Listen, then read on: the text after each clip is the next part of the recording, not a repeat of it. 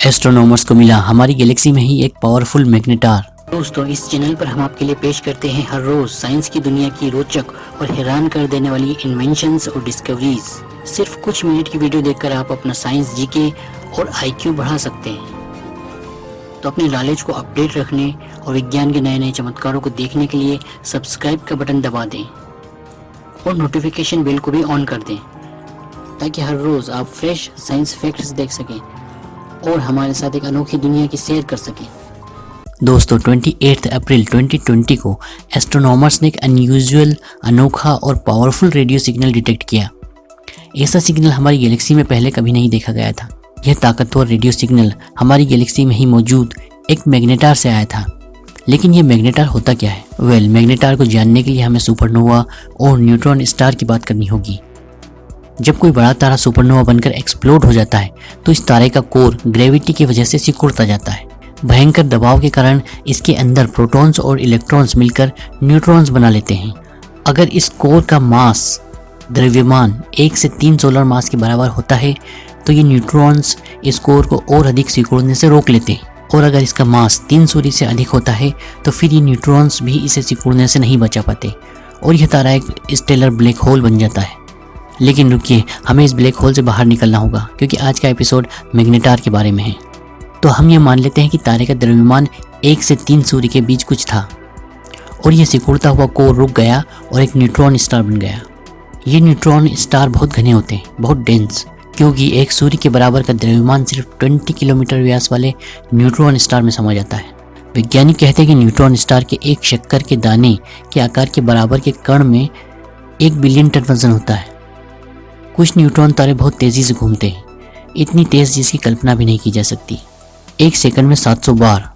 इन घूमने वाले neutron stars को पल्सार्स कहा जाता है, क्योंकि ये अपने 2 मैग्नेटिक पोल से रेडिएशन की स्ट्रॉन्ग बीम्स अंतरिक्ष में एमिट करते हैं।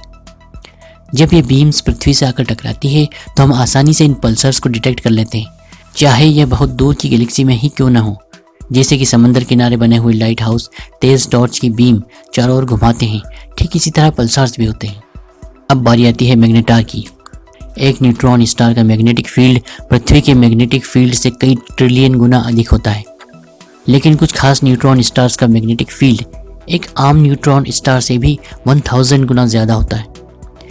ऐसे ही बहुत स्ट्रॉन्ग मैग्नेटिक फील्ड वाले न्यूट्रॉन स्टार्स को मैग्नेटार कहा जाता है। इन मैग्नेटार के चारों ओर ये भयानक स्ट्रॉन्ग मैग्नेटिक फील्ड होता है। हज़ारों किलोमीटर दूर से ही ये मॉलिक्यूल्स अणुओं को तोड़ देते हैं, यहाँ तक कि परमाणुओं के शेप्स भी बदल देते हैं।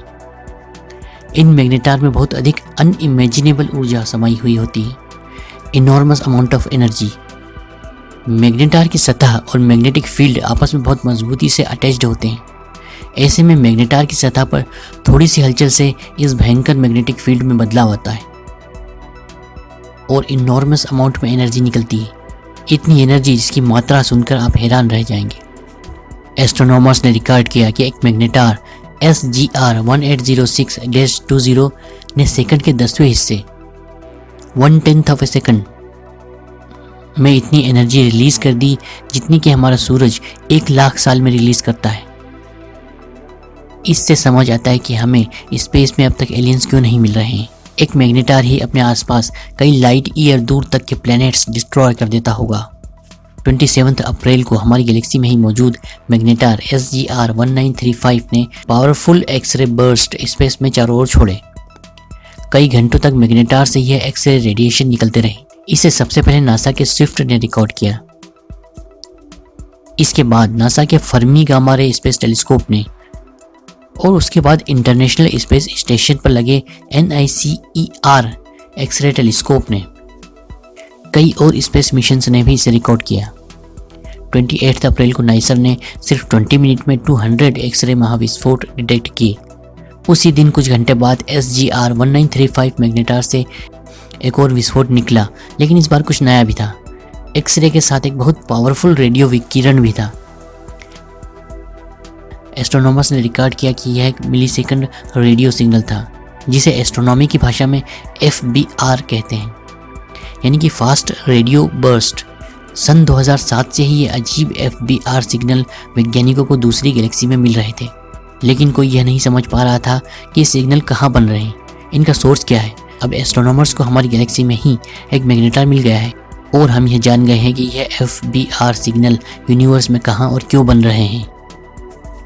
दोस्तों, आपको मैग्नेटार के बारे में ये एपिसोड कैसा लगा कमेंट्स में ज़रूर बताएं।